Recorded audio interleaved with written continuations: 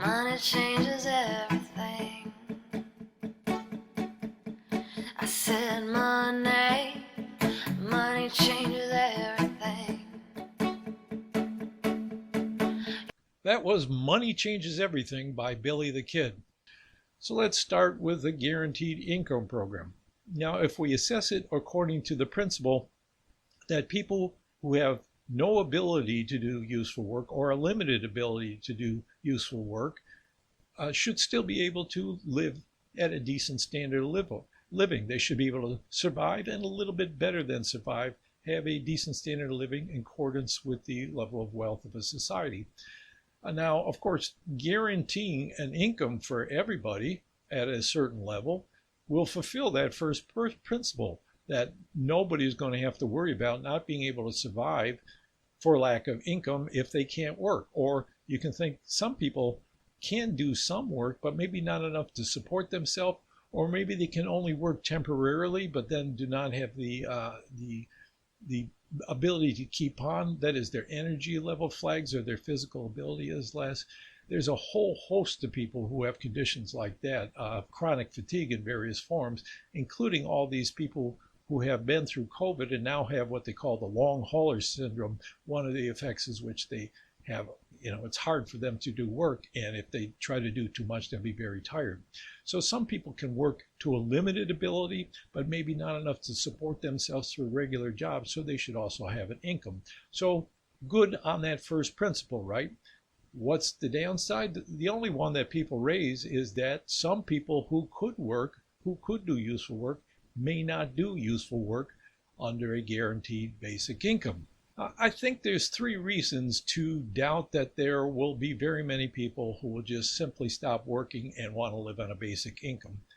First of all, there have been experiments with basic income done, and they do show signs that people don't quit their jobs. They usually just work a few less hours in order to spend more time with their children at home or something similar to that.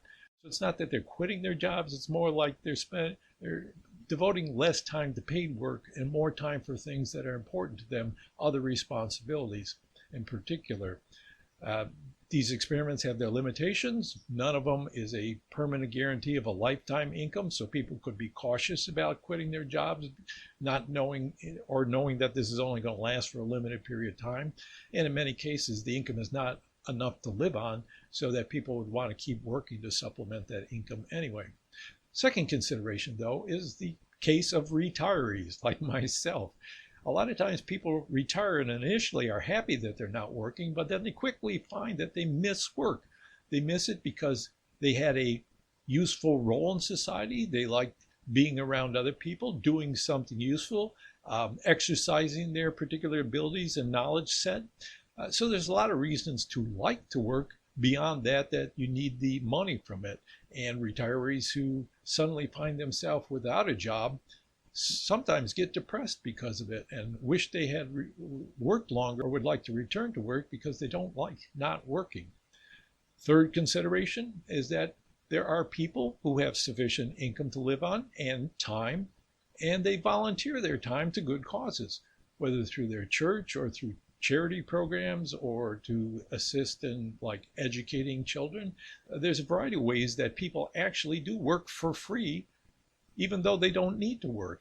It's because they really do want to do something useful and help other people. And finally, I think some people don't want to work, not so much because they don't like to work. It's more because of the conditions that they work under. They find they're not treated well on the job, they're not treated with respect, or the conditions of work are just too dangerous or difficult. So there's a lot of reasons why people might seem like they don't want to work, but it's that a particular job, maybe the only job they feel they can get or they feel stuck in, is not a very good experience for them. And what they'd really like to do is move over to a better job, a different job. And it could be that a basic income would give them that freedom to do that. Finally, okay, there will be some people who don't want to work and will just use the basic income as a way to avoid work. Now, I think it will include a lot less people than is generally assumed, but yeah, there could still be some people that do that. If that's important enough for us to say that the benefits of a guaranteed income are not good enough, then what is the alternative? Well, the one that we've used and the one that's generally accepted as the solution is some kind of social safety net where it's only directed towards helping those who don't have means of their own, that is, they would be in poverty if they didn't have some help, and really are not able to work. Now, how do you determine that?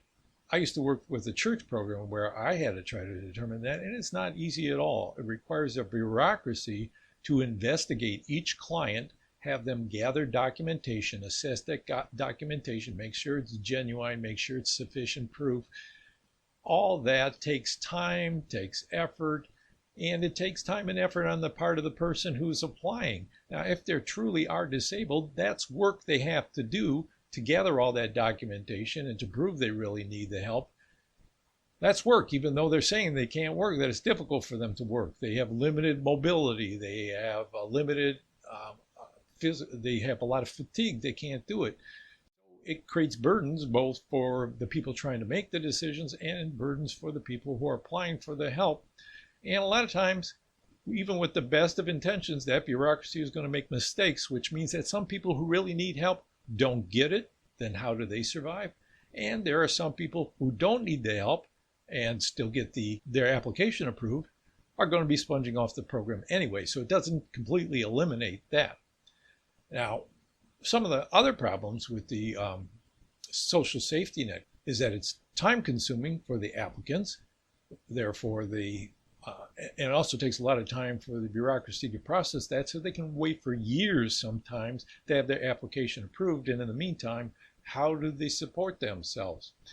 And the social safety nets have a work disincentive of their own, which is that if you're able to do maybe part-time work, or you think you might be able to work for a little while, but you're not sure if you might have a relapse and not be able to work later, you're risking losing your benefits and have to reapply again and go through the whole process, because your income may go above a certain threshold and disqualify you.